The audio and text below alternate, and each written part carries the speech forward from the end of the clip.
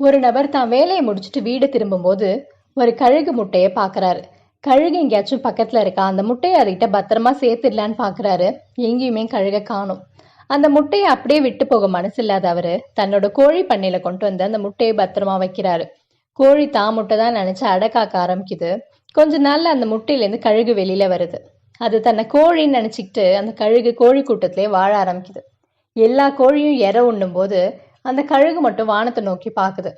வானத்துல நிறைய கழுகுகள் வட்டமிடுறத பார்த்த அந்த கழுகு, நானும் இந்த மாதிரி ஒரு கழுகா பிறந்திருக்க கூடாதா, எவ்வளவு சந்தோஷமா இந்த வானத்துல பறக்கலாம் அப்படின்னு நினைக்குது.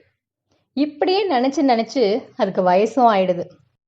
இதே மாதிரிதான் நமக்கு நிறைய திறமை இருந்தும் நம்ம பயம் தயக்கத்தினால நிறைய வாய்ப்புகளை நழுவ விட்டுருப்போம். இந்த கதை கேட்ட நாம இந்த கோழி கூட்டத்துல வாழ்ற கழுகா இருக்க போறோமா, வானத்துல வட்டமிடுற கழுகா இருக்க போறோமா, அதை நாம தான் முடிவு செய்யணும்.